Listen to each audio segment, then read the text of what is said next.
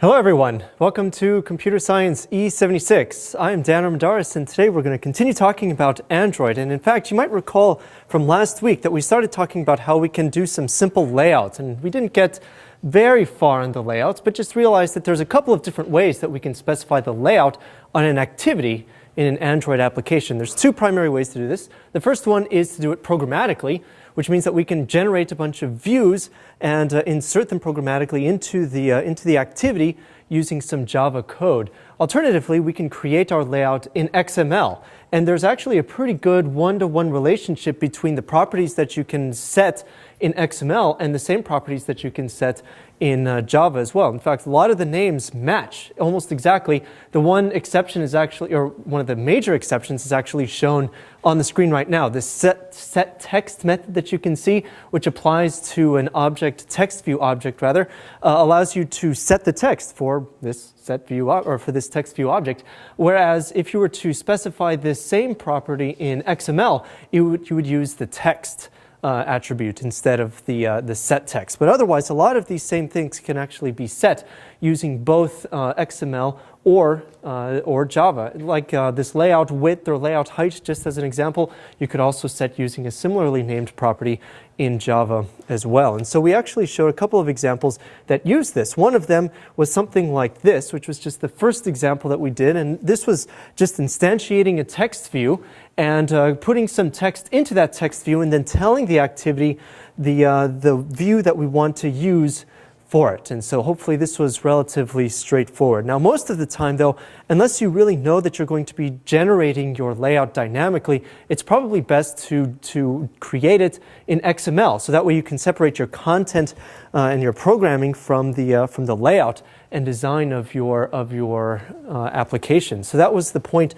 of activity 02, where instead of using some code to instantiate a new text view object and tell the activity that the layout is going to be specified by that view, we will instead use this other method called setContentView and give to that method as a parameter an integer. And this integer is actually specified by this right here, r.layout.main, which is actually just a representation for it. But this uses some resources to actually tell Android where it can find the XML file that represents our layout that we want. So you can imagine that there is somewhere in this application, do we have a layout called main that specifies in XML the layout that we want to use. And in fact, if you recall from the hierarchy that a typical Android application might have, which looks something like this, where we have a source folder, a res folder for resources, the Android manifest.xml file, and some subfolders, especially to the resource folder, which include the drawable and layout folders. You can actually place a number of resources in this res, in this res folder, within some of the subfolders, and you will be able to access them through that sort of trick, that capital R dot what have you, depending on the type of resource that we want to create. And this is very easy to update. In fact, if you wanted to add additional layouts, all you would have to do is just create additional XML files, place them in the layout folder, and the Android SDK will automatically create a separate generated file, this one right here, r.java, which actually maps via an integer and it gives an ID to each of these resources, which allows you to go back and refer to each of these resources that you've placed in the resource file, or rather in the resource directory. But we'll talk more about this in just a second. What's more important right now is for us to talk about layout. So we said that we can pass in via code a layout. And that's exactly what we do instead in Activity 02, where we just give it a very simple layout. This one's actually more complex than the one that we generated programmatically in Activity 01, because not only does it contain a text view, it also contains something called a layout, a linear layout. Now, all of these objects are actually just, they're sort of subclasses of exactly the same thing. And what I mean by that is that all of these are view objects, and some of these objects will be view groups. So a layout might be a group, for example, a group of views. And you can have within a group just a variety of things, like maybe some buttons, maybe a text field, maybe the text view like we just saw, maybe a couple of images. whatever you want. You can even have other text groups within those, or not text groups, but view groups within that. So you can nest layouts, you can nest views. And so each of these views eventually form nodes. And so these sort of end nodes are sort of the things that we interact with in the UI. So some of these views, for example, each of these might be a button, or one of them might be a button and another might be an image. And so each of these are actually objects that we can instantiate again in code or using the XML file. Now, widgets and layouts are actually predefined views. So widgets are things that you would actually interact with, like a button or a text view.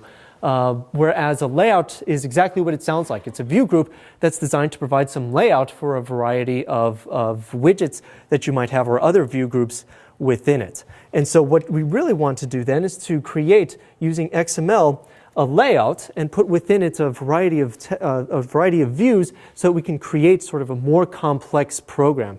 And so you can see some of the other options that are available as well. Some of the attributes that are provided in this XML file. We can use the Android namespace and specify some of these options like layout width, layout height, and the text itself. And we talked about how the text, you can actually refer to other resources in that resource folder to be able to pull strings out of a strings.xml file, for example. And we'll talk more about that and how we can actually use that for internationalization in just a little while. But if you take a look at some of these other attributes, layout width, layout height, hopefully some of these are actually pretty self-explanatory, where we can set the width of the text view to fill the parent, or we can set the height to match that of the content. So if we were to actually take a look at what the borders of these views would be, this would be sort of a very simple application.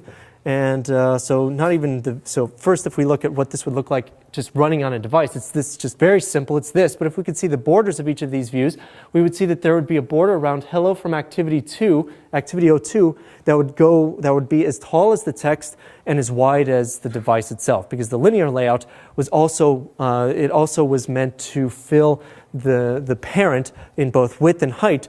And since the activity basically gave it almost the entirety of the screen, we can then imagine that that layout will be as big as the screen itself. So what if we wanted to actually start using some of these views? Well, that's the point of some of the subsequent activity examples, in particular code 03. So what we're using here is basically the same code, but what's more important, of course, is the XML file that specifies the layout that we are interested in. So in this one, this is a little bit more complicated. We can see that we have a linear layout with a couple of text view objects that are nested within it as children. So notice that we have a linear layout that is an open tag. It's sort of like HTML, like we talked about, except there's not at all, the elements are not at all the same, but it works in the same way in that it's very nested and it's just a regular XML file.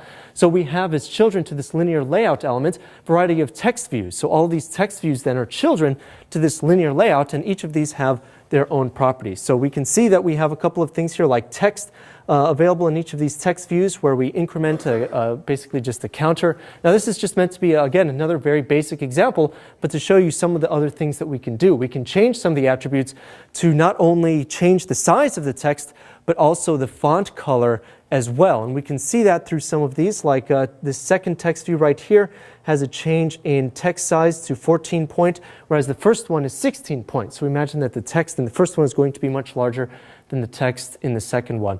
Now we can see some other things, like we can change the typeface in this third one to monospace, and I think the fourth one even has an attribute to change the color. So we can change the color as well using the text color attribute. And a list of all of these attributes, again, you can find in the developer site of the developer page on developer.android.com. But what's pretty important to realize here are what some of these different layouts actually do. So this is a linear layout, and what that means is that all of the children are going to be stacked linearly, one on top of the other. In this case, we've told the orientation of this linear layout to be vertical, which means that we're going to have a text view at the top, and then whatever's the next child is going to be directly underneath that, then whatever's the next child is going to be directly underneath that. There's not going to be any views that are side by side just because this is a linear layout and we're specifying that we want all of these views to go one right after the other in vertical orientation. Now, if we change this to be horizontal, then it would be the opposite. We would actually see one text view and then right next to it another text view to the right, then to the right another text view, so on and so forth, dependent on how we want ours to look. So if we want to run this and see how it will look on a device, we are going to build it, and hopefully it will show up on the screen over here, which you can see. Now you can see there's the 4 text views, all in different sizes, where the third one is a monospaced font, and the fourth one actually has some different color specified for it. Now if we move on and start taking a look at some of the other ones, such as Activity 04, we'll realize that we have some other options that are available to us within each of these layouts. So if we take a look at the layout XML file, notice that we are doing something a little bit more complicated. In this case, what we want to do is to have a doubly nested linear layout. But what we want is to ultimately have a more complex UI, so that we could have maybe some buttons on here that are perhaps right next to each other, but then below that we could probably have something else like a text edit box or something similar. So if we take a look here, we can see that we have linear layout. The parent of this is a vertical linear layout, which means that things are going to be stacked one on top of the other. Then the first child to that is another linear layout, but this one has an orientation of horizontal, which means that we're going to have our first object in this linear layout is going to be a horizontal linear layout, and we have 2 children here. So we have 2 buttons. Then underneath that, because we go back to our original linear layout, we can see that we have a couple of edit text boxes. So then what is the layout of this page going to look like? Just generally, we have 2 buttons and we have 2 text boxes that allow us to edit. And what is it going to look like generally? Right, so the buttons will be at the top and right next to each other. Then what about the text boxes? Right, so then underneath that we have our first text box, and underneath that first one do we have our second text box. And we can take a look at what this would look like, of course, by compiling. Now, of course, in Eclipse you are provided with a graphical version where you can actually see a preview of what this layout will look like. I think this is pretty good, pretty neat, and you can actually customize it depending on the size of the screen and some other functions. But I've also noticed that there's sometimes it interprets it a little bit differently than an actual Android or the emulator device itself. So it's always a good idea, once you've got a complex layout that you think looks good, to verify that it's what you expect before you actually start programming with it. So if we are to switch now back to the actual device, we'll see this is exactly what we saw. There's 2 buttons at the top, my button and my button 2, then hey, what's going on? Then a text box underneath it, and then a much larger text box underneath that. Now you'll notice though that there's something kind of funny about these text boxes. In particular, one is really kind of small and the other one is very, very large. In fact, it's taking up the entirety of the screen. And this is provided to us by some of the other options that we found in the XML file. If we notice that they're both text boxes, but one of them allows us to have multiple lines, and the other one is not specified as such. And so we can see a couple of the attributes that we see here. First of all, this bottommost one, the big one, you can see has a single line attribute that's set to false, which means that it is allowed to be multiple lines, so that gives the layout a clue to figure out how to draw this layout on the screen. Now we can also provide a minimum number of lines to it, just to make clear that it's not a single line text box, and that's provided here by the min lines attribute right there. Now notice that we have a layout weight object, right, or a layout weight attribute right here. That tells the layout engine how important various items are within your layout. If you have some objects that have a higher layout weight than others, then they're going to be given more precedence. So in this case, because this one is allowed to be multiple lines and it's given a much higher weight than all of the other objects in this layout, it's allowed to sort of grow and take up whatever amount of screen space it can without interfering with the minimum sizes of the other ones that are above. And so you can create more complex layouts like this by just giving different weights to different objects and using these linear layouts to do sort of a similar thing. Now this is all well and good, but there are other there are other layouts that are available to us as well if we want to do some perhaps more complex layouts in our application. So for example, let's say that we wanted to actually have something that looked like a table. There are actually table layouts that allow you to specify columns and rows and create a much more complicated layout like that without having to use all sorts of nested linear layouts. So hopefully the differentiation between nested linear layouts and tables is sort of clear, but if we wanted to see what this one might look like, it looks basically just like this. So we have here a table with some text on it that includes, it has 3 columns. The far left column has an asterisk to show which one is the currently selected layout. Then there's some of the other layouts that we have, that one of which we've talked about and one that we haven't quite talked about quite yet. Now back to this XML file, we can see that there are a couple of interesting things about the table layout as well. First of all, you specify as the parent the table layout. Then within that table layout, you specify rows.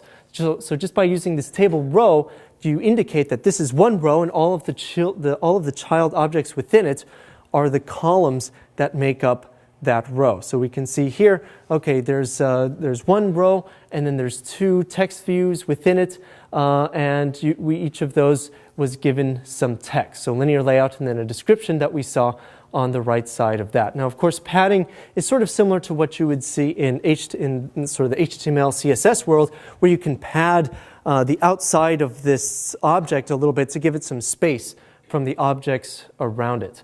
Now, the gravity is actually tells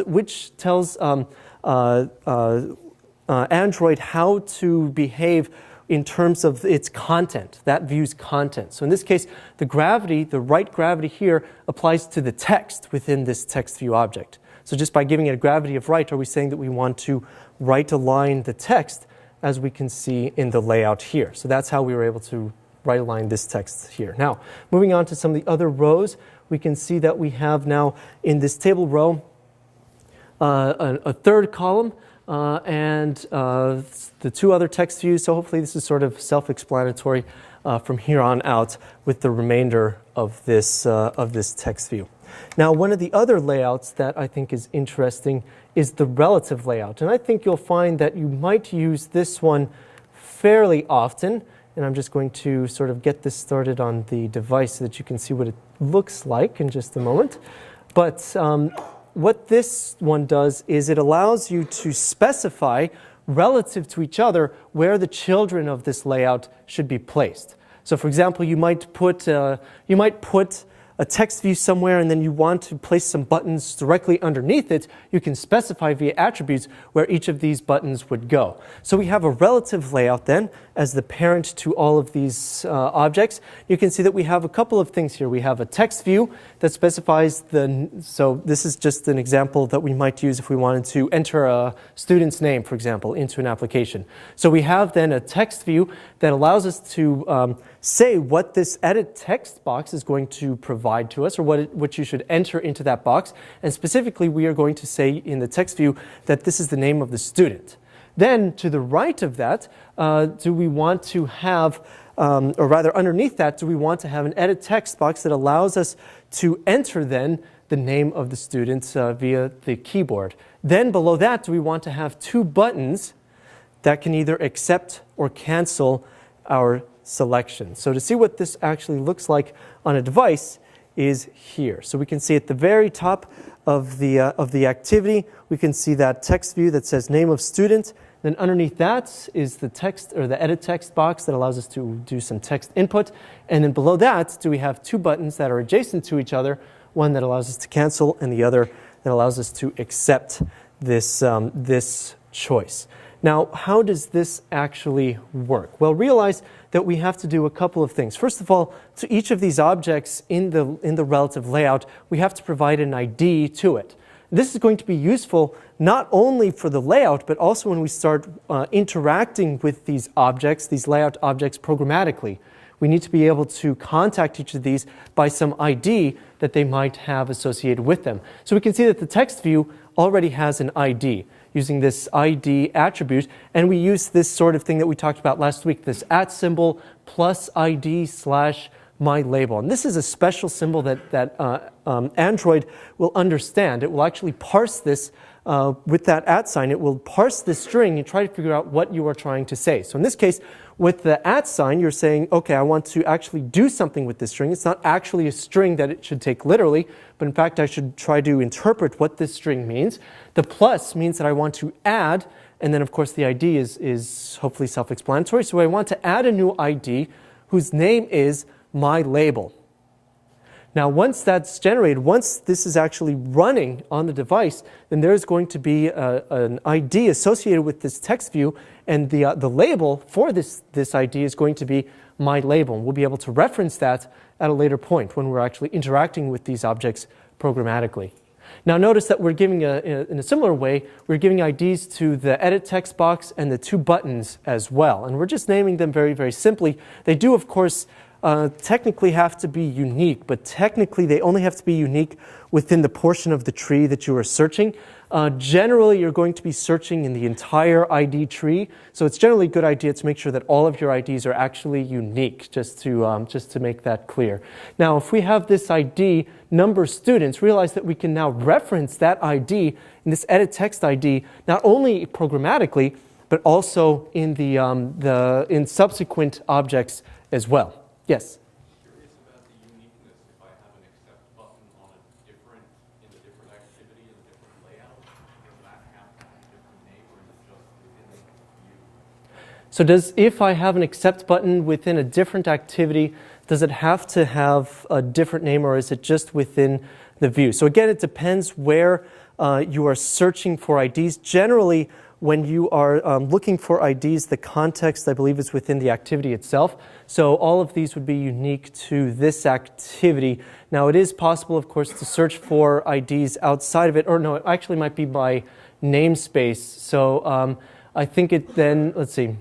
I think it really depends on it definitely depends on the context that you are searching for an ID, and I think it might be by namespace. And right now we're specifying that this ID is in the local namespace. And so it might actually contradict with another activity. I actually haven't tried that. I always name them uniquely across all activities in an application, but that's something that would be good to try. Yes? Going back to gravity, what if I want to align a table cell in 2 dimensions, like vertically in the center and to the right? Is there a special value for that, or are there 2 different attributes that I should use? Yes, in a table layout, if you want to have it within a cell, align something, say, to the middle horizontally and then to the right.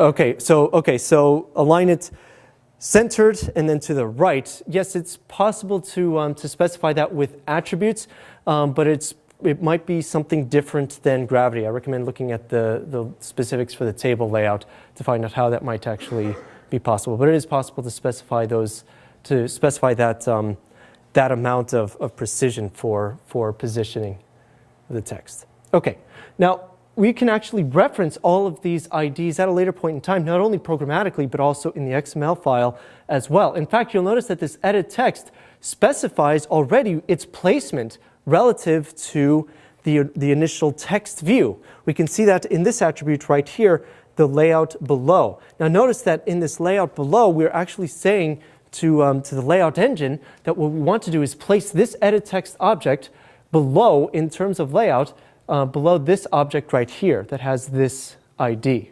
Now this ID, notice that we don't have a plus symbol in this @ID. It's because we're not generating a new ID, but instead we are referencing the ID that's provided by this tag myLabel.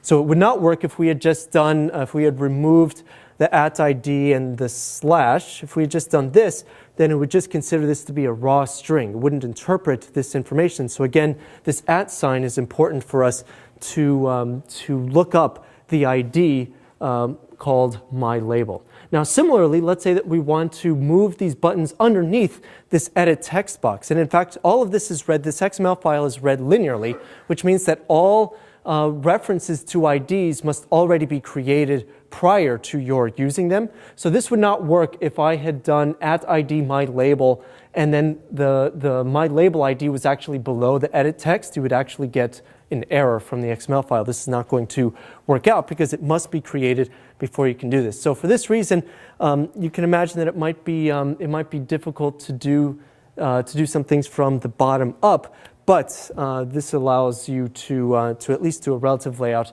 in this way. So below this, we want to have these two buttons that are side by side, and notice that we are still giving each of these buttons an ID. So in this case, we're giving the accept button an ID of accept, and we are saying that we want this button to be below the number of students, but also we want to align to the right, the very right of the screen. So we are saying that we want to align parent right equals true, where the parent is this outside relative layout. Yes?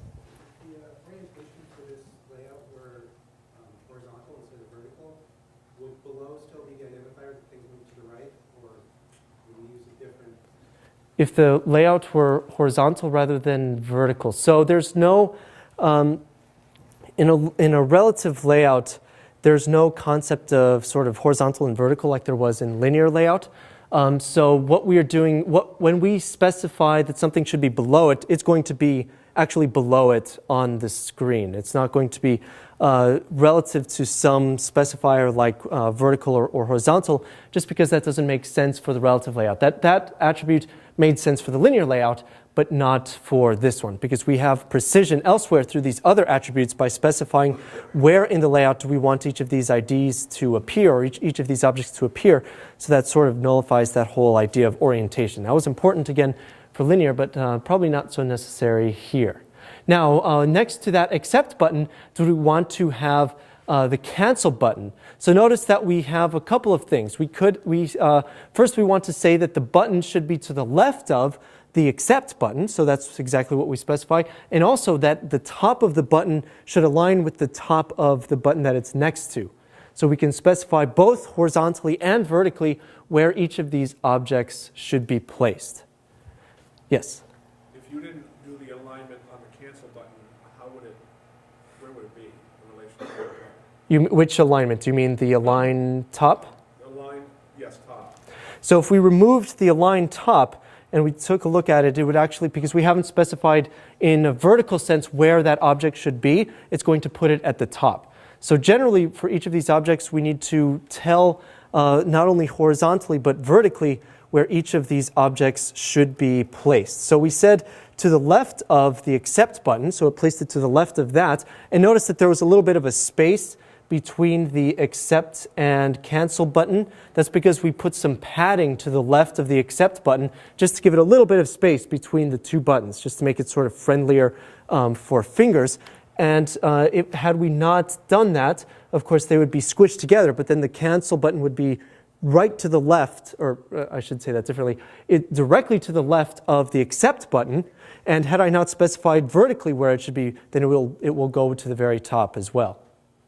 Now, sometimes you don't have to specify both of these dimensions. For example, in the edit text box, we actually specified that the width should fill the parent, so it was as wide as the parent was going to be anyway. So it really doesn't matter if it tried to put it at the very far left of the screen or the very far right, because it would look as though it were in the same place anyway.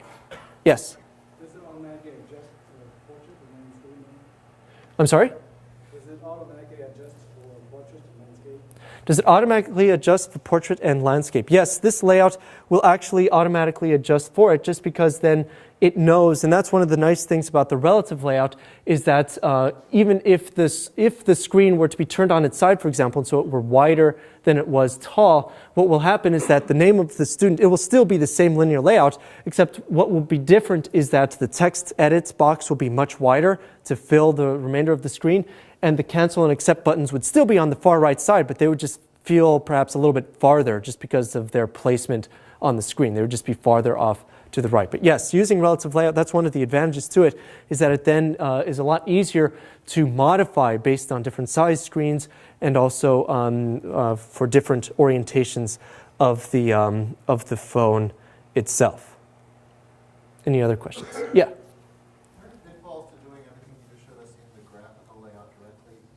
Are there any pitfalls to using the graphical layout directly? It might be let's see. So I think personally, I think it's personal preference, whatever you might want to do. If your layout is relatively simple, you might be able to get away with just dragging each of these objects from the list on the left and putting them on there. I think it's probably quite reasonable to do that and then to fine-tune your layout with the XML file itself. It really is your own personal preference. You might find that it does something that you like or don't like. It just, again, is whatever I think you feel comfortable with. Is there another question? Yes? What happens if you put multiple views to, let's say, the right of a single parent? What happens if you put multiple views to the right of a single parent? In are you thinking of an example? You put an object down or something like that, and then you use the layout underscore right equals the ID of the text field, let's say, and then you said another object equals the layout underscore right of that same text field. So the layout actually doesn't help you in the sense of trying to correct any layout problems you might have. So it's entirely possible for you to place objects underneath other objects so that they're obscured, or even possibly, I think it depends on the layout engine, but it might even be possible to put them off screen so that they're not shown whatsoever. So you have to be careful when you're using this layout. I've definitely written layouts and pulled my hair out as I tried to get it just right and trying to figure out why certain things were always being centered and when they shouldn't be. It's sort of a delicate dance, I think, to get the layout to be just the way you want it. And I think eventually with experience you'll get more comfortable with how each of these properties work. Because I think looking at an example like this makes it sort of obvious how this works, but then when you're actually sitting down and you have a UI in mind and a layout that you actually want to create, actually implementing that is sort of a beast in and of itself. And so it's possible then there's no guarantees that you're not going to have layout problems. Just like we saw when we removed this aligned top and we saw the graphical layout. This is not a good thing necessarily to have a button right on top of an edit text. It's confusing and it's ugly, and so there's no protections against that. It's really whatever the layout engine, and the layout engine depends on the layout itself, because each of these layouts they're responsible for drawing their own, all of their child views, and it really depends on how each of these are implemented for them to decide how they will actually display them on the screen. Yes? When we specify wrap content for the width of an empty edit text box, how does the layout determine the intended number of characters in that text box? So if we change the layout width not to fill content, but to wrap the content instead, again, it makes no guarantees. It will become the minimum size possible. And then as we start to put text into it, will it grow over time? So if I were to actually then specify some text within this edit text box by doing Android text equals this is some text, then we will see that it has actually grown to match. Can I just specify the number of characters without entering any placeholder text? Yes, you can actually, in almost all cases, like the width and the height, you can actually specify raw width. So you could, for example, say 50 pixels, and that should actually be 50 pixels wide.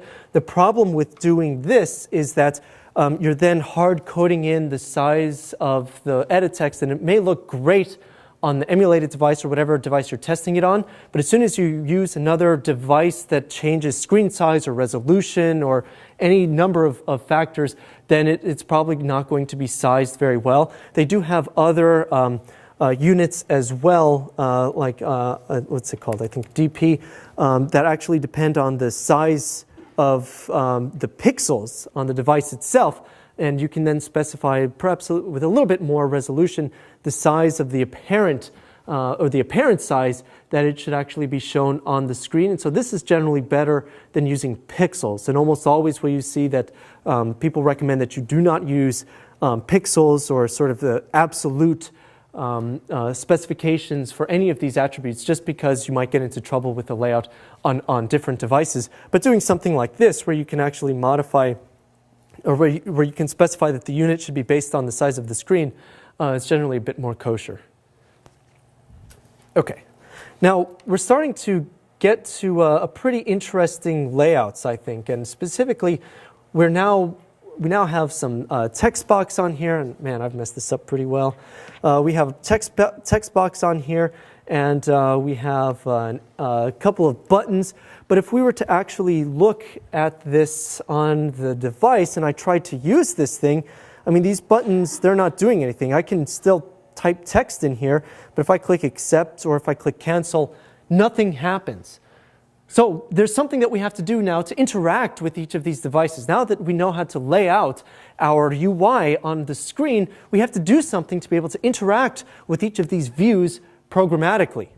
And to be able to do that, we have to do something that's sort of similar to what we've seen in perhaps JavaScript or some of these other languages, and we have to start dealing with handlers. So whenever something happens on the screen because the user has done something, then a handler must deal with that information. And so we can have events that can be fired, and we have to capture these events for us to do something with it. And specifically, if I'm tapping on one of these buttons, then that means that I want to do something with it. And so there is an event called an on-click event that allows that I can capture, and I can actually write some code to interpret what is happening when I have actually captured an on-click event.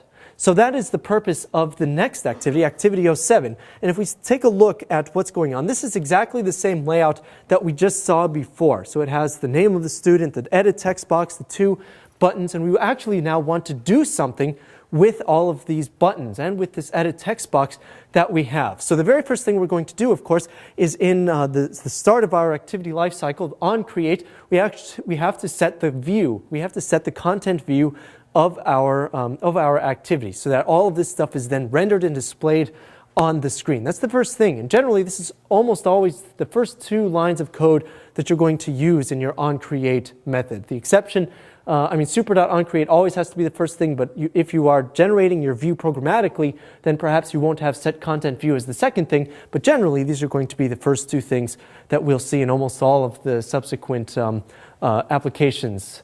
So now what we have to do is interact programmatically with these accept and cancel buttons. So realize that each of these things that we placed on here, their names in XML correspond very well to their names in Java. In fact, there is a button class that has been implemented that refers to each of these views. So now with this button, I can instantiate a new variable, or rather I can create a new variable called accept of type button, and I want it to be equal to the view that it actually exists on the screen. And for this to happen, I have to find that view. I have to find the view. I have to find the widget that exists on the screen so that I can then set accept equal to that same view. And in order for us to do that, there's a very useful method called find view by ID.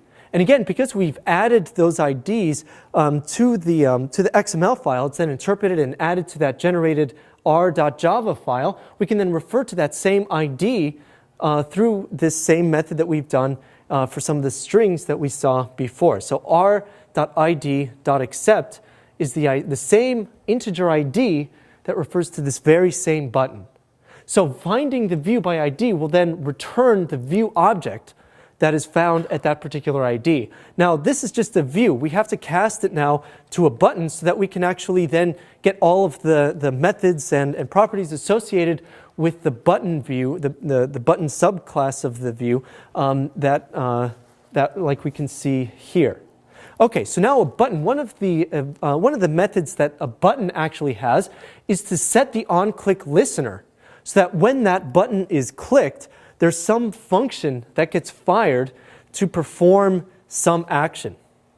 Now we can see here that there is a respond to click, and we'll look to see what that is in just a moment. But just to show you that we have now done the similar thing for the cancel button, we've now found we also have to find the view for the cancel button, put it into a new variable that we've called cancel, and also set an on-click listener for the cancel button as well. Now, in order for us to be able to respond to this click, we have to do something here. So realize that we have now a new variable that is of type onClickListener. And this onClickListener variable is just going to be a method that just calls this onClick, or rather it's going to be a class, onClick listener class, and we have to override a method called onClick to be able to do something with that click. So whenever we have an onClick listener set, and then we're working on the display and we actually click on one of these objects, there is a method that gets called, this onClick method, and into it gets passed the view that was clicked on. So what this means is that we can have one onClick method, and we can pick in the method which of the buttons had actually been selected, and then we can do something based on the button that has actually been selected. So notice that there's a context thing here and a char sequence text. We'll talk about that in just a moment. But if we scroll down, we can see how we can determine which button has actually been clicked by getting the ID of the view that's been passed into it, that's been passed to us, and using a switch statement to figure out which ID matches that ID that has actually been clicked. So in the case that the person has clicked r.id.accept, then we're going to do something. In the case that somebody else is, or that same person has clicked the cancel button, then the ID of the view that's been passed into our onClick method is going to match that of r.id.cancel, and we are going to do something else. Now, just to sort of be sure that in case for some reason our onClick method is fired and none of those IDs have actually, or that view that's passed to us doesn't actually match anything that we're handling, then we're going to also deal with the default case as well. Now, notice that we have here a text variable, and we're setting a string into as the value for this text variable. And in fact, that's what we're doing. In Android, we have this this idea of a char sequence, which is just I mean, it's what it sounds like. It's just a string. It's just a sequence of chars, and we are just going to set a string equal to, or we're just going to set text equal to a string dependent on what is happening. Now, we have to do something now with this, and generally what we're going to do is want to perhaps notify the user that something has happened. So before I continue along, I just want to now sort of show what is happening on this device itself. So now this is the same layout that we had seen before, but this is the new activity. And so if I click one of these buttons, for example, accept, notice that there is a little message that appears at the bottom center of the screen that said accept push. And if I click cancel instead, then we can see the other button was pushed. Cancel was pushed. So this now is sort of an example that throws a lot of new stuff at us. We're first connecting programmatically our code with the layout, or with some of the widgets that we placed in the layout. Then we're setting an onClick handle so that if one of these objects is clicked, then we can do something with it dependent on which one has actually been clicked. Then, we haven't even seen the code for this yet, we're showing a message to the user. And this message is called a toast. And it's one of the few ways that we can notify the user of some particular action. Another way that we can notify the user is to actually put a notification at the very top. That uses a different method altogether. But toast is just something that's very quick, very dirty, and it's just very easy for you to show a very short string to the user when you have something to tell them. And as you'll see a little bit later, we'll actually have a better way of notifying the user of some errors as well. So in order for us to show a toast, then we have to have just a couple of lines of text. So we're going to create a new variable called toast, and we're going to give it a type of toast, and we're going to make we're going to run this toast.makeText method. And within it, we're going to pass something called a context, which is this thing that I did some hand waving at before. The context basically just refers to the application itself. That's all the way up here, get application context. We didn't have to split this off into a separate variable. We could have just passed it the result of get application context directly, but this just tells the toast in what context it should be displayed. Then the text itself, and this text is of type char sequence, as we had seen above. So all of this text that we had set up there is now going to be displayed in the toast. And then finally, the final parameter in this make toast method is going to be a duration. And in this, we're going to tell the toast how long it should actually appear. There's two options. There's toast.length short and toast.length long. So you can pick your poison, and in this case, I don't like it to be too obnoxious, so short is just fine. Then once we've made a toast, then we can tell the toast to display with toast.show. Oops. Eclipse can sometimes be a little bit annoying, as I'm sure some of you have now had the experience with, but that's not my fault. Okay, so with all of this now, have we been able to do quite a few things. We've been able to, like I said, connect to the buttons, do something when the button is pushed, and start to display notifications to the user. But this is not perhaps the best way of providing an on-click handler. And the reason for that is we're actually creating a new object altogether, new on-click listener, and we're passing into, and so we're basically just instantiating a new copy of this on-click listener and overriding, or we're implementing this on-click method, but there must be a better way that we can do the same sort of thing. And in fact, there is, so that we can use a little bit less memory, we can use this method that's found in activity 08 itself instead. And in this one, notice the way that our class declaration has changed. So not only do we extend the activity, because it's still an activity, but also we are going to implement the on-click listener and another one, on long-click listener as well. And so this means that there's this on-click listener that we want to implement, this interface that we want to implement, which means that we are going to guarantee that we are going to create a couple of methods. In the case of the on-click listener, we're going to create the on-click method, but now, because we're implementing that in the same class, we can just make it as another method within the same activity. We don't have to do this complicated other bit of code that you'd seen before where we wanted to create a new on-click listener. We can just implement that method directly within our activity. And also, whenever we want to implement an event handler for long-click events, we can implement the on long-click event as well. So what is happening in this code? Let's see what might be a little bit different about this. Hopefully, now it is not going to be much of anything except that we are going to be doing something a little bit different. So if I click cancel, you can see that it says cancel has been clicked. I'll do it again so that it's more apparent down there. Then if I click accept, accept has been clicked. Now if I push and hold accept, you can see that we are also handling another event as well, where the button has been clicked and held for a certain amount of time. That's that on long click that we had seen as well. So doing the same thing for cancel. So basically, this has pretty much the same. This can do the same amount of stuff that our previous version could do, but it's done perhaps a little bit more simply, and it allows us to implement an on long click handler as well. So if we start from the beginning, it's very, very similar to what we had seen, except whenever we want to set an on-click listener, we don't have to pass it the name of a variable. We can just pass it this same object, or we can just say this.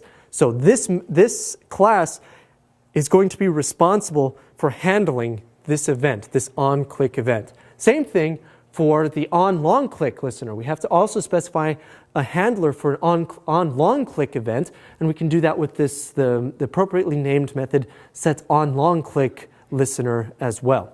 We want to do the same thing, of course, for cancel, and then as soon as we've finished this, we can then click and long click on each of these buttons and do different things. So pretty much what happens is very, very similar. We can see that we now have two methods, on click and on long click. Each of those is passed the view, and we do the same thing where we switch dependent on the ID that's been passed to us based on the view. Then we can determine which button has been pushed.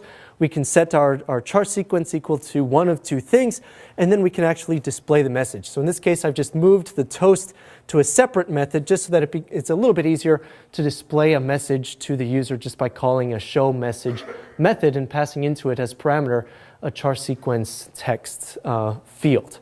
And so in this way then can we do this sort of thing. Now basically there's another thing that we can do as well. Now what we had done is we decided which string that we wanted to use dependent on the button that was clicked, but realize that there's other methods available to us in the view as well. And in fact, you can cast the view as the type of object that you know it's going to be. So in this case, we know that the views that are going to be clicked are going to be the buttons, because those are the only two views that we had set to have on-click, or rather on-long-click handlers.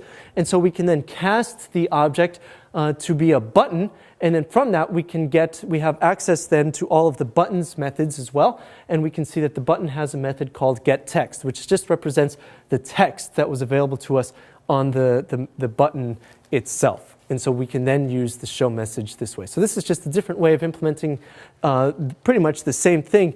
But most of the time, I think if you have multiple buttons especially, you're going to implement an on-click handler like this, in that you'll have a switch or a really messy, long nested if statement, if-else statement, and you will have you'll determine which one has been clicked with that by using a switch and casing it in this way.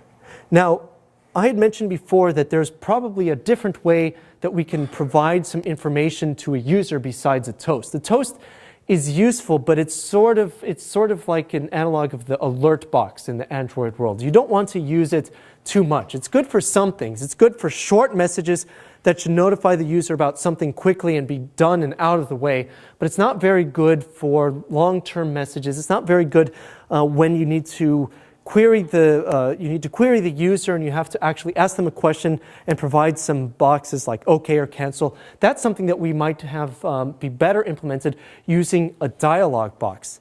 And so similarly then, in Activity 09, do we want to still work with the same layout, but instead of using a toast, do we want to use a dialog box? So how then does Activity 9, how is it different then from Activity 08? To see that, let's take a look here. So in this case, let's say that I actually just type the name, some random name of a student, and click, oh no, I haven't implemented that.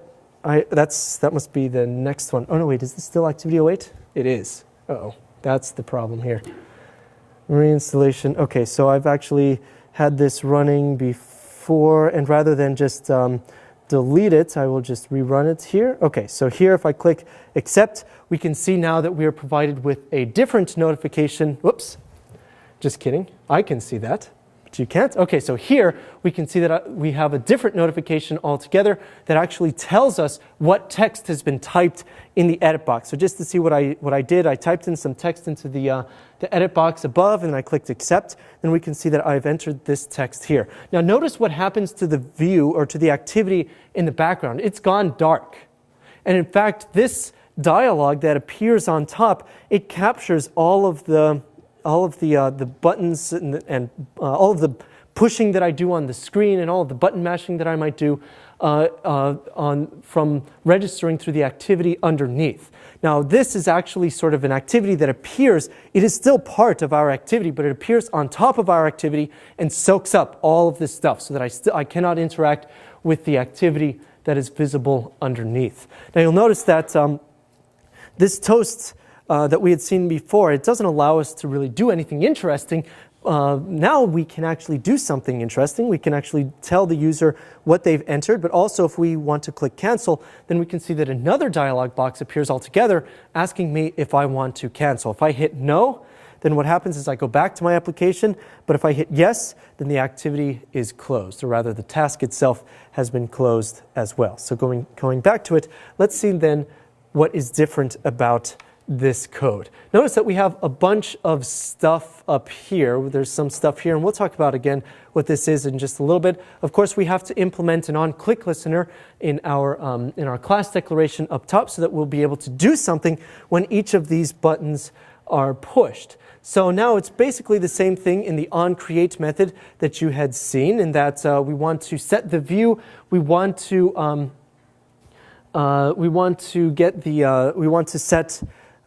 find the views, the buttons that are in our layout and assign them to accept and cancel buttons. And we also want to find the text field by ID. So what we're doing is we're just linking all of these text views, all of these objects, these view objects that exist in the layout to some variables within our application. And notice that what we're doing is we're creating these as field variables so that they can be found from any method in this class itself. Whereas before we had created them locally only to the onCreate method, we now want to be able to continue interacting with these buttons at in other methods as well. So we were putting them outside of the onCreate method as well. So if a button is clicked, then that means that we have to go down to the onClick handler that's implemented right here. And this is almost exactly what you'd seen before, except now what we're doing, instead of setting a variable equal to some text, is we're running a method called showDialog, and we're passing into it an ID. Now this ID we actually have to manually create. It's not automatically generated for us, but we can just define a couple of IDs dependent on the different number of dialogues that we actually want to display. So as you saw in the implementation, there were two dialogues that we had. There was one that showed the text that the user had entered into the edit text box, and there was another one that asked the user if they were sure that they wanted to quit the application. So there's then two IDs that we have to generate, and doing this with constants is generally a better thing to do, just because then you're going to be referencing these IDs a number of times, and it's better to be able to reference them by name, especially if you ever have to modify one of the IDs themselves. It's better to do it by name than it is by perhaps hard coding it in. So in this case, we have a dialog cancel ID and a dialog accept ID. This could be named anything, but I thought that this would be sort of easy to remember and easy for us to know what it is we are looking at in terms of this constant in our application.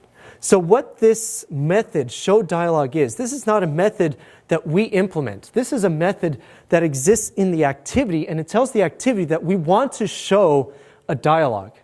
Now, by itself, it's not going to do anything. We have to implement a couple of methods ourselves.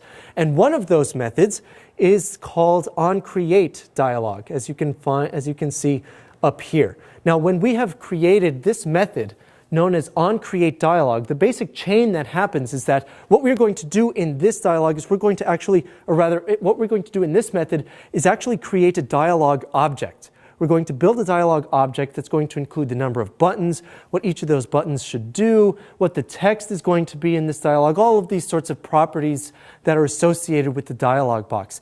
Then, dependent on the ID of the dialog that's been picked, we're going to return one of the dialogues that we've created. Notice that the return type of this method is dialog. That's exactly what we're returning, is an object, is a dialog object that the activity will then show after it's been created. So the basic chain is then this.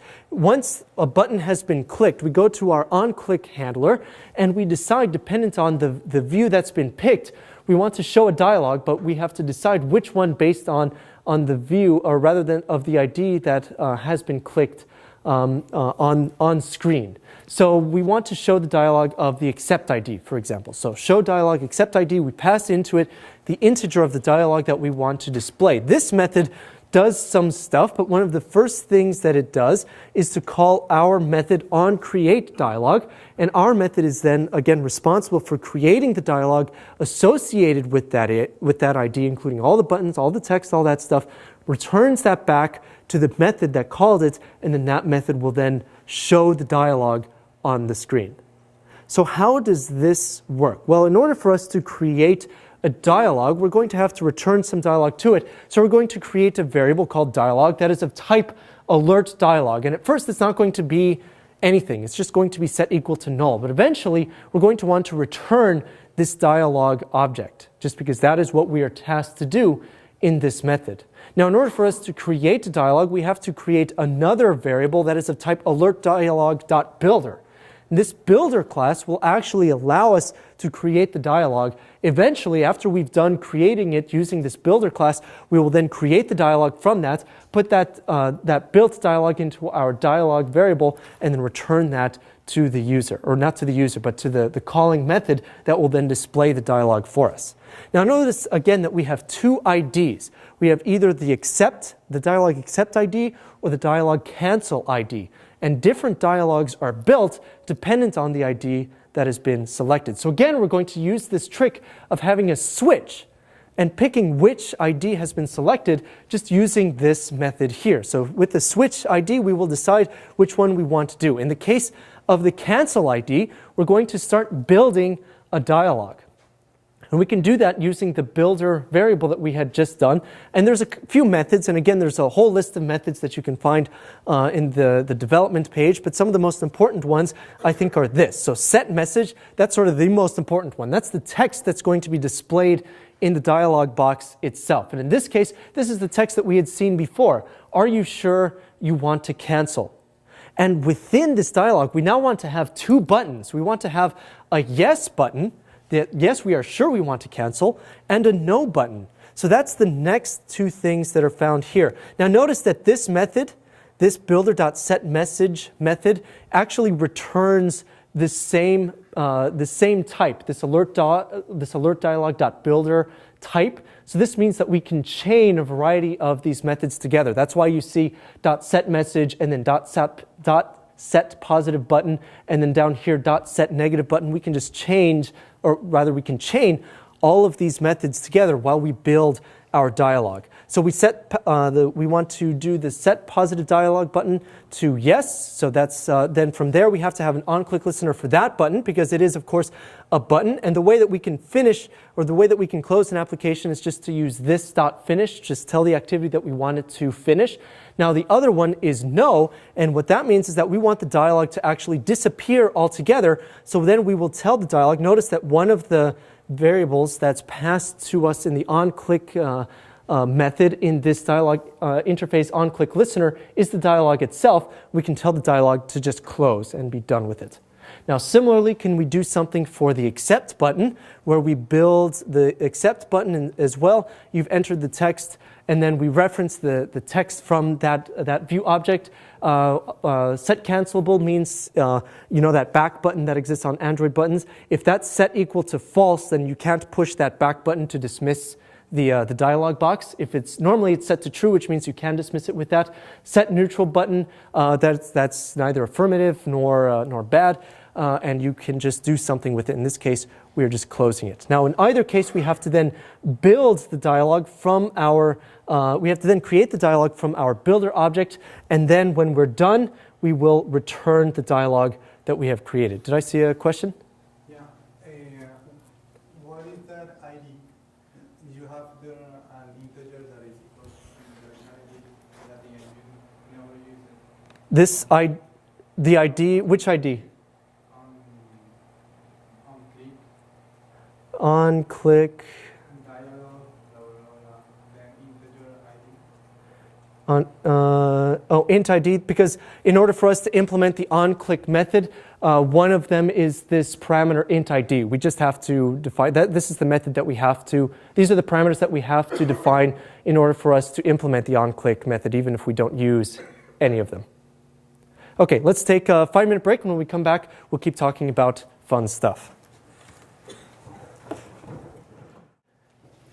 Hi everyone, welcome back. So before we dive right back into this enthralling code that we have for all of you, I do want to just mention a couple of things. First of all, we've sort of changed around the sections and scheduling and some of this other stuff to simplify and hopefully make it a little bit more, a little bit easier for all of you. So we have now just one on-campus section and just one virtual section, and each of these will be, of course, be recorded. The on-campus section will be immediately after lecture. The online section will generally be on Saturdays, I believe, but all of the scheduling you'll be able to find directly on the class website. No longer do you have to go to different places. The main page for office hours, different section page for the section schedule, it's all going to be right here, and will be updated dependent on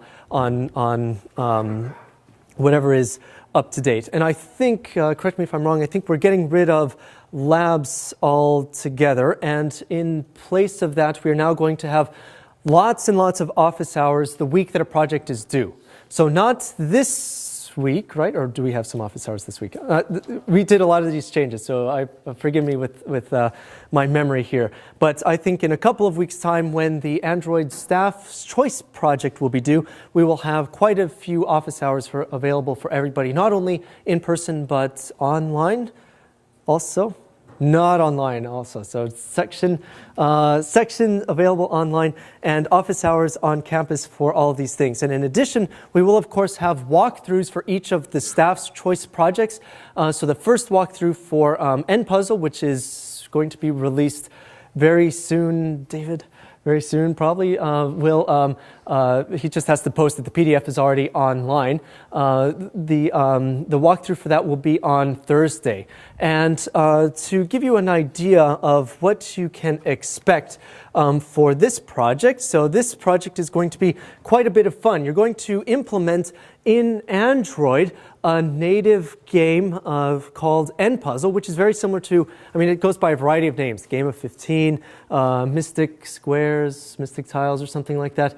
A whole bunch of other names as well. And basically it looks like this, where it was this plastic device that had 15 or so tiles, and you would slide around the tiles to occupy then an empty space. And the goal of the game was to then order the tiles in increasing order from 1 to 15 like this. And of course there's variations dependent on the complexity. So there was the 8 puzzle game, which only had 8 tiles in a 3x3 square. And of course the much larger 24 puzzle, which is 5x5 with 1 empty square. And basically you're going to implement this not with numbers, but with images. So you will take some images in an Android application, break them up into tiles, shuffle them, and the point of the game is that people would then, or the user would then be able to unshuffle them by clicking on each of these tiles. So if this were an actual implementation, I should be able to tap on this image, and this image would then move into the place of the empty space, so on and so forth until I actually complete the game. And there's some additional specifications and features that are listed.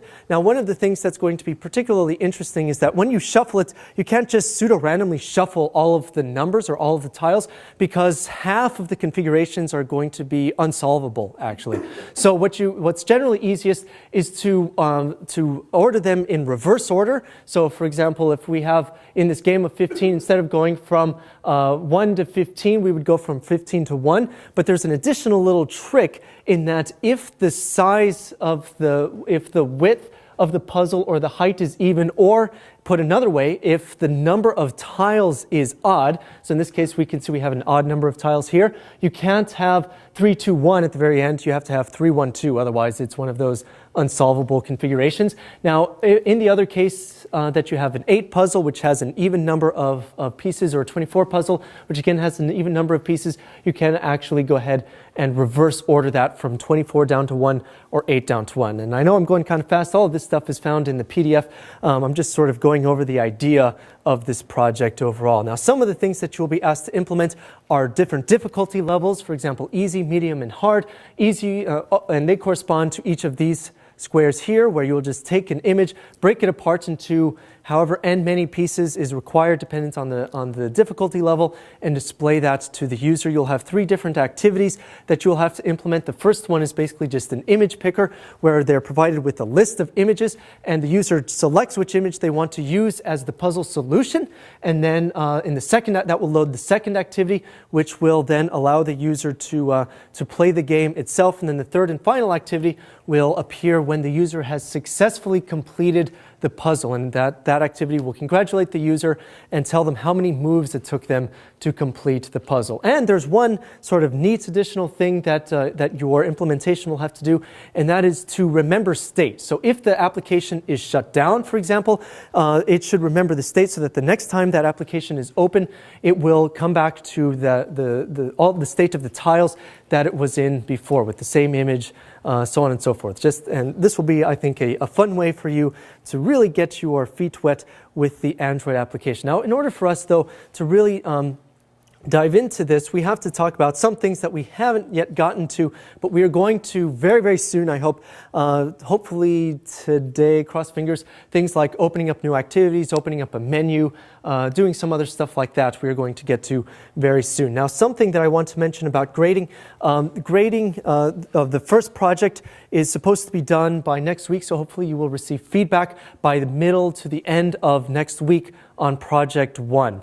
And for these projects, except for the setup projects, we are breaking down the we're breaking down the grades into basically 4 axes: correctness, design, scope, and style. Scope is sort of new, whereas before we had used 3 axes: correctness, design, and style. We've now added scope, and the scope one is meant to be sort of separate in that it's how much of the specification were you actually able to implement, whereas correctness is how correct is your implementation according to the spec. So hopefully that now provides some additional data when you are working on your project. Now, I've mentioned quite a few things that you'll have to implement. You'll see here that in big bold letters is the menu button, and a couple of other things that we'll have to do.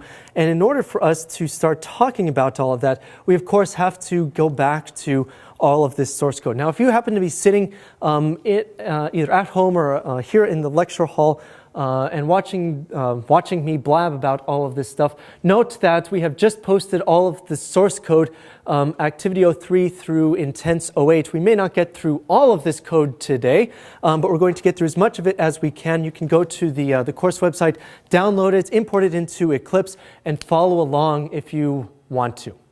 Okay, so any questions about what we've talked about, either the project or dialog boxes or any of this stuff before we get back into it? Okay, so when we left off, we talked about these dialog boxes. So just to sort of hammer this idea home, recall that there is, because we have extended the activity method, or so because because our class is an extension of activity, that means that we also have available to us all of the methods that the base activity class has implemented as well. And one of those is this show dialog method. So in case that was confusing, realize that we do not implement this show dialog method. This is implemented by the activity itself elsewhere in the code, and it's sort of hand-wavy. We don't actually know all that this code actually does, though we could actually look at the source code if we wanted. But one of the things that this show dialog does is run this method that we have to implement called onCreateDialog. So that's the link between show dialog and onCreateDialog. And like we talked about before, onCreateDialog will build a dialog object dependent on which dialog we actually want to open. And that one that is selected is sent to us via this integer ID parameter. And so using a switch, we're then able to determine which dialog we want to create and build it accordingly.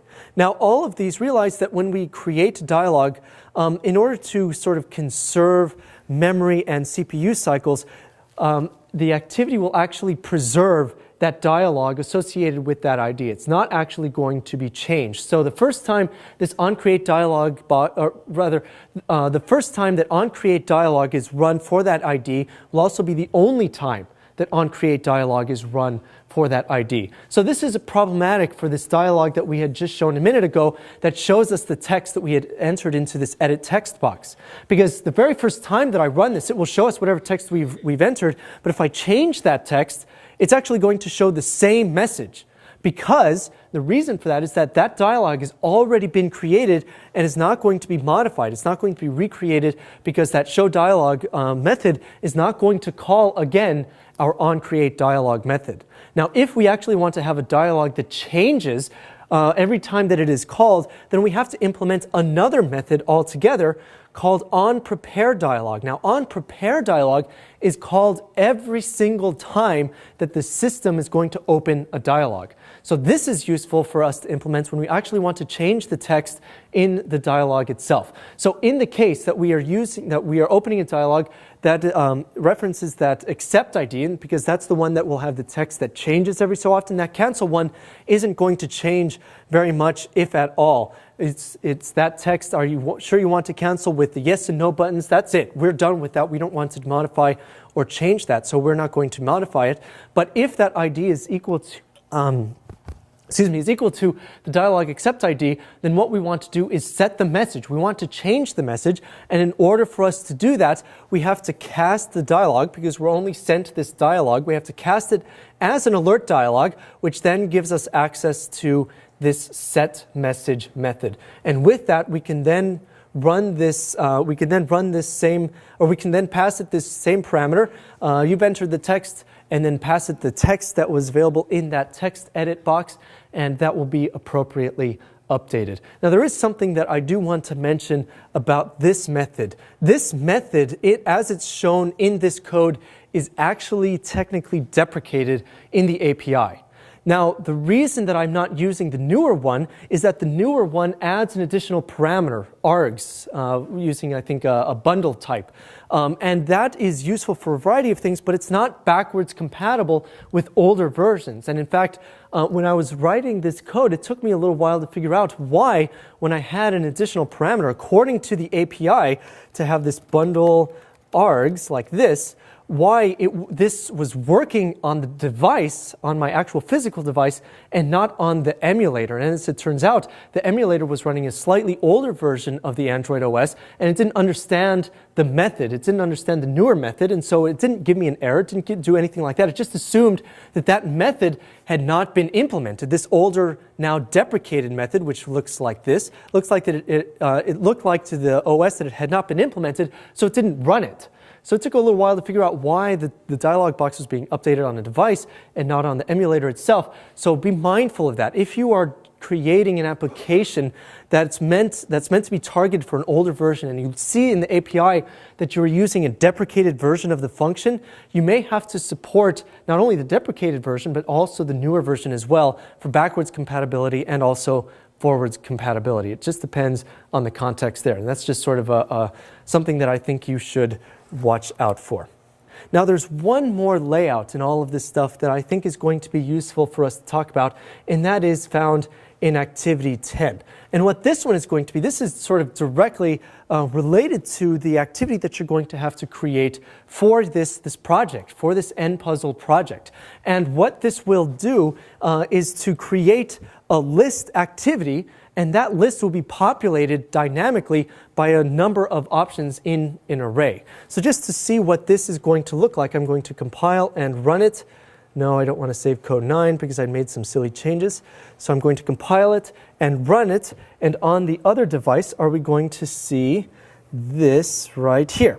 This list, which is just a very simple list full of colors. But this is what this list, and we don't define in XML or statically any of these items in this list. In fact, all of these are defined programmatically via an array. And so we could remove some items or add some items in this array as appropriate. But whenever I click on one of these items, we then see a toast that shows us the value that's associated with this item. So this is very, very useful to us, especially in the case that we might have, say, I don't know, a list of images and we want to select one to use in the subsequent activity. So looking back at some of the code that we have here, realize that in order for us to use this, we actually have to implement something that's we actually have to implement an array adapter. And there's this concept of an adapter that is sort of this intermediate link between an array or an array of objects or just some generic array and this list that exists in the layout. And in fact, you'll notice that in our XML file, we don't have a main.xml layout for this activity. There's something else that's called custom list item, but that's not related directly to the activity as a whole. So there's something that we're doing. We're generating this list activity programmatically. So in fact, if we take a look at the onCreate method, notice that one of the things that we're not doing is we're not using setContentView. There's no setContentView because there's no view yet for us to set the content to. There's no there's no root node in these views for us to be able to use. But instead, what we want to use is this method that's again an activity method called setListAdapter, where we provide to it an array adapter that acts as this interface between our array of data and this list that we're going to show on the screen. So when we do this, we pass into it an array adapter, and we provide into it a couple of things. We provide it this, the activity that we're working with, which I think is actually the context of the application. Then this, which is the reference to one of the resources, as you can see, the custom list item that we had seen before, which, if we take a look at that XML file, really just defines the style for a single individual item in this list. All it is a text view with a very large font size and some padding, and we specify a width and a height, and that's it. We want the width and the height to maximize in the list view so that the list view can then decide what the size of this text view should be. So we could pass into it either this resource, or perhaps we could create this programmatically as well. But this is a way that we are then able to specify the style of an individual list item. Now, the last thing we need to pass into the adapter is the array of objects that we want to deal with. And in this case, there's an array that's defined elsewhere in this code called colors. And in particular, this is an array of type string. And that's what this is over here. We are telling the array adapter what sort of data it can expect for this. And in this case, it is going to be an array of strings. So if we look down here, we can see that our array is defined down here. And this is exactly what we had seen in our code.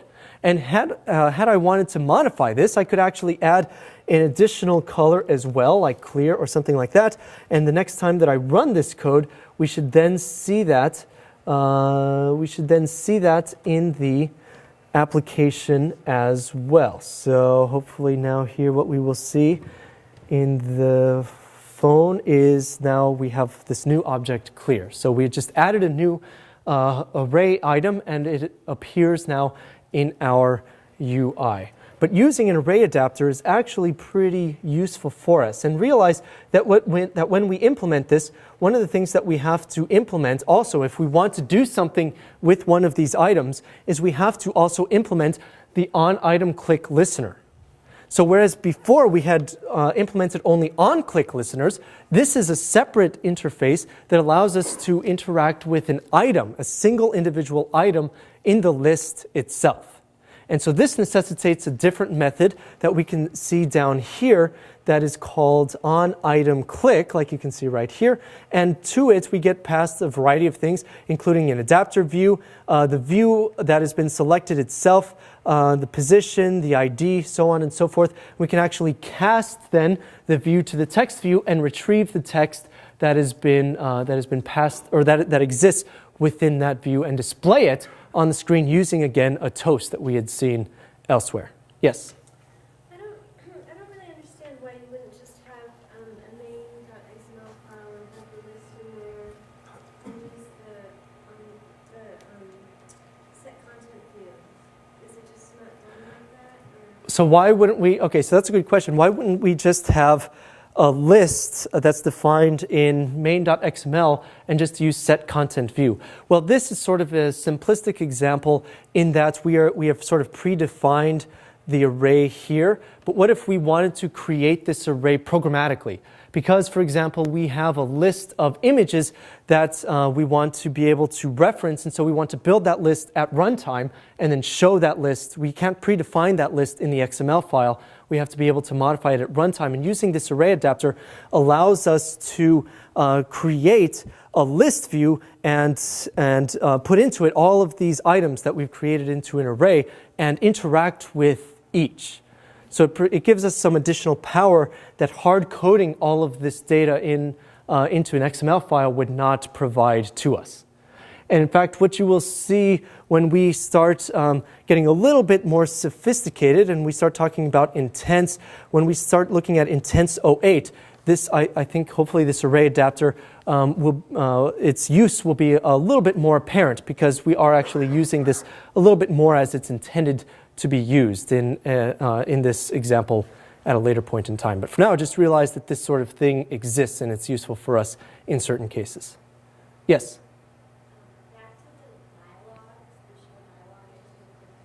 Yeah, sure. So back to dialogue. Uh-huh.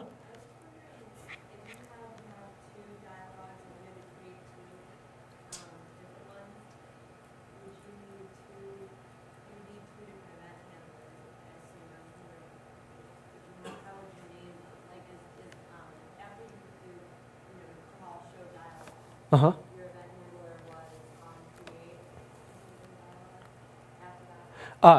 Okay, right. So this same code addresses your question in that if we wanted to create more than one dialogue, then do we have to create separate handlers? No, we don't have to, because notice that what we're passing in is different IDs dependent on the dialogue that we want to generate. So in the case that accept is pushed, then we call the show dialogue method, but we pass into it the accept ID. And in the case of cancel, then we pass into it the cancel ID. So these are just integer IDs. And in the method onCreateDialog, we have a switch that depends on whichever dialog or whichever ID has been passed to this function.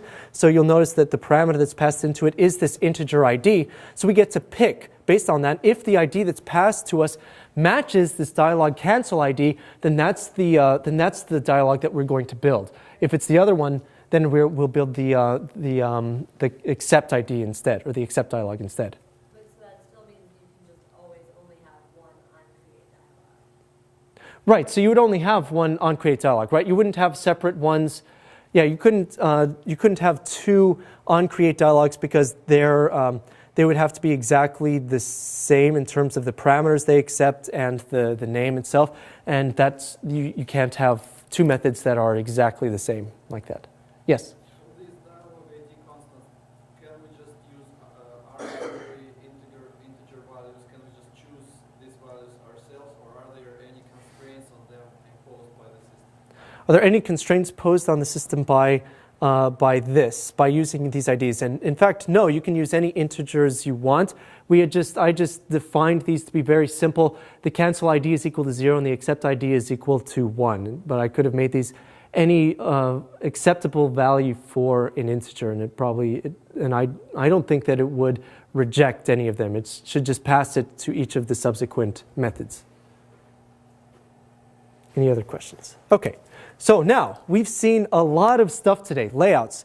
We've seen layouts and dialogues and toasts and array adapters and a whole variety of things. But really, this is only so useful. We've only been doing all of this stuff in the context of one activity. And we've also been talking about all of these resources, but only to a certain extent. And so in order for us to start doing things with all of these ideas, we have to start looking at more detail at both of these concepts, resources and also intents. And so when we are talking about resources, realize that some of the things that we are talking about we've already seen. So there's a couple of folders that exist within an Android application so that you can include some additional resources as well. So one of them is this resource folder called RES that we've seen before, and we've referenced a lot of objects and a lot of data within this resource folder. Some of them include the drawables, the strings, the layouts themselves, and all of these are automatically referred to by the r.java. They're automatically created as IDs in the r.java file. Now sometimes though you might have sort of an advanced application where you actually need to read raw bytes. And this might include if you have any sort of specific data type that you've created on your own, you might have to do this, or really any sort of fancy data type that might not be implemented by the system, then you might have to put this into assets. So anything that's external, anything that's external non-code files belongs in one of these two folders. So that includes XML files, images, sounds, anything like that. Now, if we focus on the resources folder, realize that there's a few different subdirectories that we could actually have. There's an animation folder that we could have to define some XML files for frame-by-frame animation. And unfortunately, we're not going to have time to look at that, but if you're interested in this, then that's something that you should look at in the dev website. Now, one of the things that is going to become particularly interesting for us is this res drawable. In fact, that's where you're going to put all of the images destined for your application. Okay, so other folders include the layout folders, which we've seen, values. So we'll take a look at this in just a little bit. XML, arbitrary XML files, and raws is where we would put raw uncompiled files. So generally, there's three general types that you would put into a non-raw folder. Those include XML files as appropriate, bitmaps or images, and that doesn't necessarily mean the bitmap file type. I mean like JPEG, PNGs, and GIFs. Those are the three major supported file types and the recommended ones, in fact, by Android. And for RAW, we would put things like sound files, video, anything else where we would put all of this. Now, in values, we would put things like perhaps an array list or some strings list or something like that. And each of these we can specify multiple or different versions of values dependent on a variety of factors. Now, there's something very important that I must mention about all of these things. If you put some file in one of these folders, it does have limitations on its name. And specifically, you can only have 0 through 9 in the file name, A through Z, but lowercase only, and underscore and period. So what that means is that you cannot have any uppercase characters in the file name that exists in one of these subfolders in the resource folder, or it's not going to compile. You'll get a kind of an arbitrary, they might have fixed it, but I remember a year ago even, it was sort of like a confusing name. Why is my img underscore 6534.jpg not being allowed? And it was just because it was just capitalized. So keep that in mind when you are looking at this information. Now, there, of course, additional information can be found on the resource section of the development page. But if you actually want to include resources in your application, it actually is relatively easy to do in Eclipse. All you have to do is you find the resource folder, and if you want to implement one of those that does not yet exist, so for example, raw, you want to add in perhaps some sound files or what have you, you can just create a subfolder in that resource folder and drag files from your computer, from your desktop, or from your hard drive directly into one of these folders. And then Eclipse will ask you if you want to copy or link the file, and then you can choose the appropriate choice dependent on the type of file that it is, and it will be included here along with the rest of the resources file. Now, if we want to actually be able to reference some of these files, of course, it's automatically generated by that r.java file. So if we take a look then, of course, at the generated file, we'll see a list of the resources that are available to us. So we have here an ID class that includes some of the IDs that we have perhaps in our layout, a drawable class for all of the items that we have in our drawable folder, which for right now is just the default icon. Color, so we can specify some color. Notice that they're hexadecimal, but also additionally notice that not only is it hexadecimal, 24-bit hexadecimal, but there's also an extra 8 bits devoted to alpha as well. So we could do some transparency in our color, and we'll see an example of this in just a second. And also strings, so that we can reference strings directly by name rather than through some sort of arbitrary ID. Yes?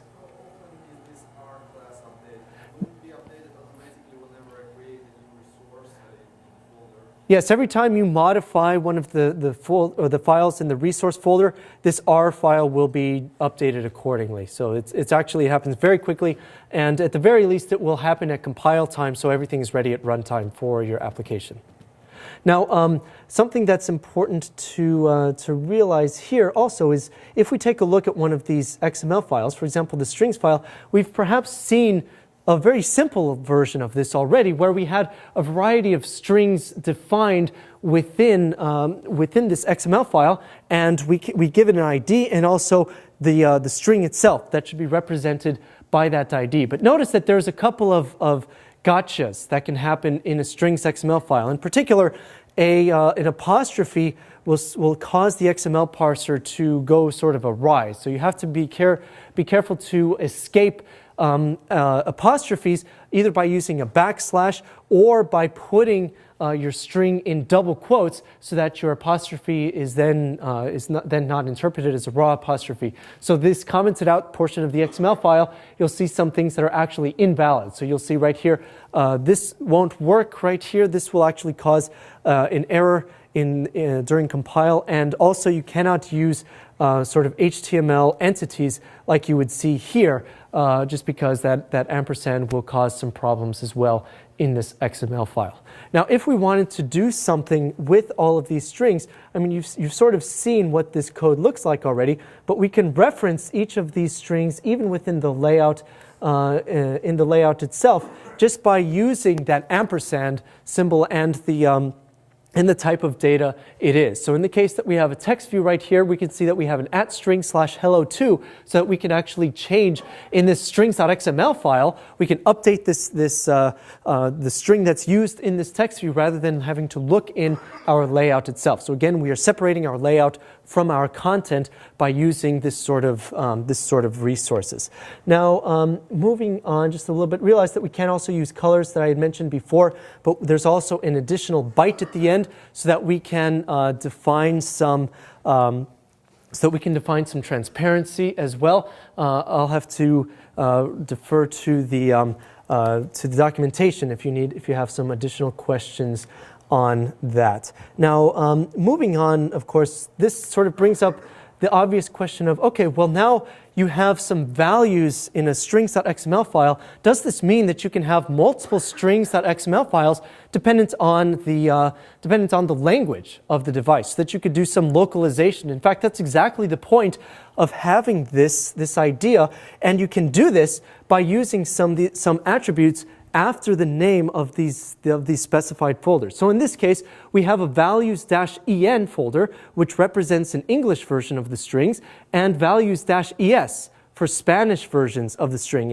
And all of this happens actually quite automatically. And this can be applied not only to values, but also to drawable, to layout, so that you can include a variety of resources, not just for different languages, but also for different hardware capabilities as well. And in fact, you can actually create a very long chain of specifiers when you are trying to create a resource specific to perhaps a device, or that's very specific to some subset of features that a variety of devices might share. So we could string a whole bunch of specifiers in this way. So we could have res/drawable, for example, dash the language, dash the screen dimensions, dash the whether it's in portrait or landscape mode, and the pixel density of the screen as well. So this is very useful so that you can include some high-resolution versions of your images for high-resolution screens, and low-resolution versions for low-resolution screens, so on and so forth. A different keyboard, and you can see again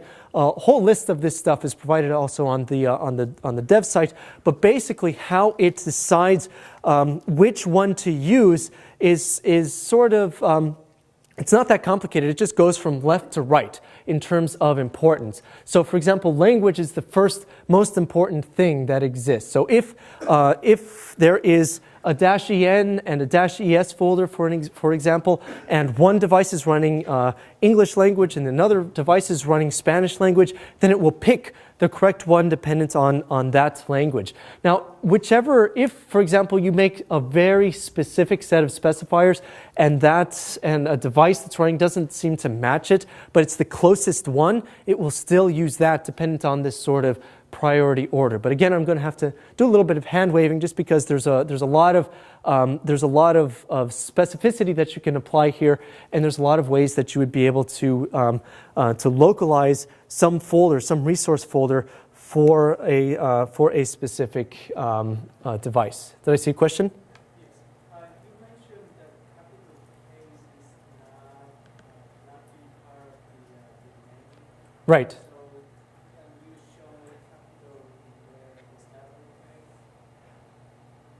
Oh, I see. Here, no, this I used just to make it clear that this is not only English, but regional to the United States.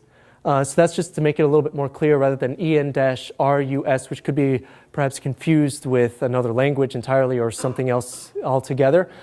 So this is just an example. Again, do as I say, not as I do. This is provided here just to make it a little bit more clear about how you can chain some of these specific attributes together to target a specific device.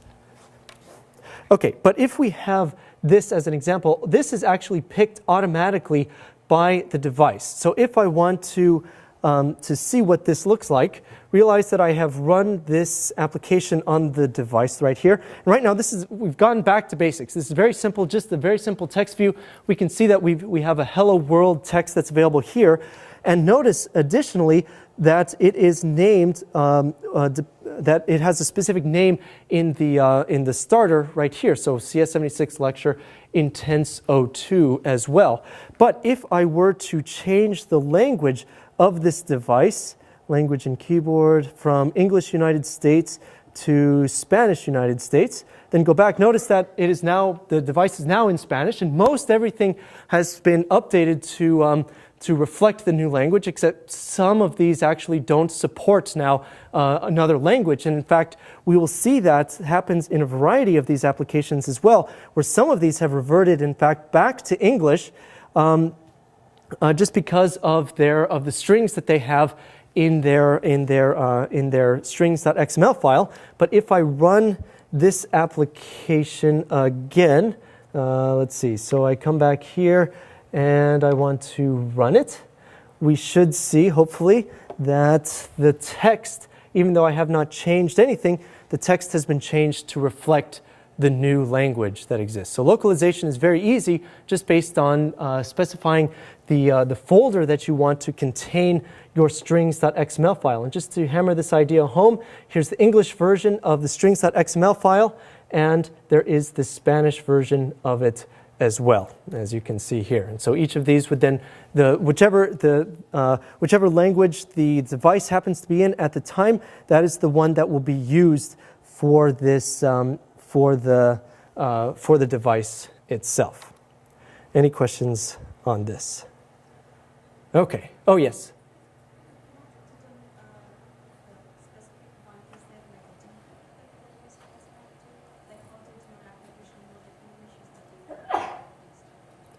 How did my application know that English was the default? I'm not quite sure what you mean. Oh, I see. So in the case where, if there's only one values folder, for example, then the device has no choice to pick that one as the default for the strings.xml file. Generally, and again, this is specified much more exactly in the dev guide online as well. But generally, it will try to pick the closest one. I think generally it defaults to English language in the case that that another language does not exist, or a language localization does not exist. But that might be able to be modified in Android as well. You can probably pick a different default language if your specific language does not happen to exist in the localization of that app. Okay. Now moving on, in Intenso 3, we want to work with some of the other resources that exist as well. And in particular, what we want to start dealing with are some of the images that can exist in an image, or rather, it can exist in an app. So notice that I have here 4 images, and these are named appropriately. They're not capitalized, notice. And in this case, all we want to do is then be able to use these images in our application. So what is this going to look like on our device? So running this on our device, we should hopefully see this in just a second.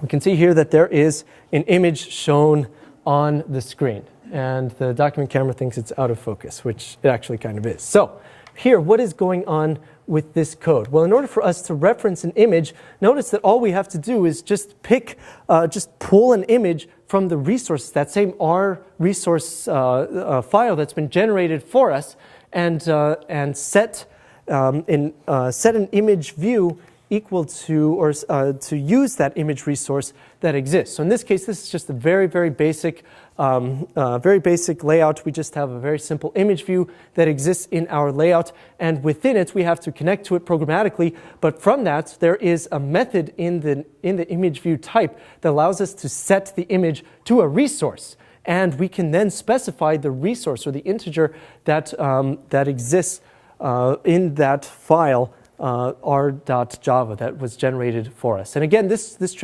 correlates very well with just the name that we've provided this image. So in the case that, to go back to localization, if you have a few different images, one that's low resolution, that's destined for low resolution screens, and one that's medium resolution and high resolution, you would give them all the same name.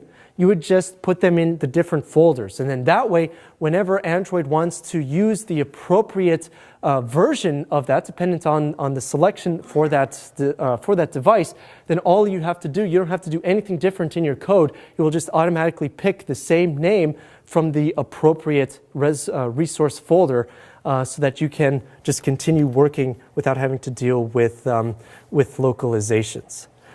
So with that, we are then just able to use very easily this resource integer, put it into this method set image resource, and then open and display that image on our view.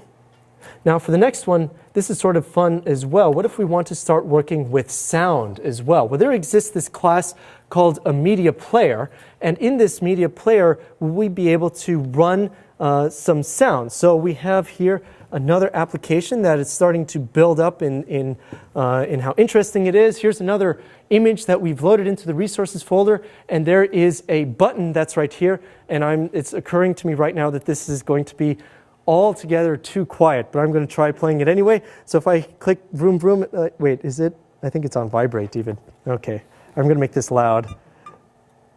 Oh, it's still in Spanish too. How about that? Okay. All right, do you hear that? All right, so now it's actually making a noise. And so you'll notice that when I click this vroom vroom button, notice that the button changes to say emergency brake. And when I hit that, the sound will actually stop playing. So how does this work? Well, you can, of course, take a look at all of the code. But for now, I think we're going to have to wrap up, and we will continue talking about resources and intents, how to create an activity, and even start activities from other applications next week. And until then, thank you all for coming, and we'll see you then. Thank you, thank you.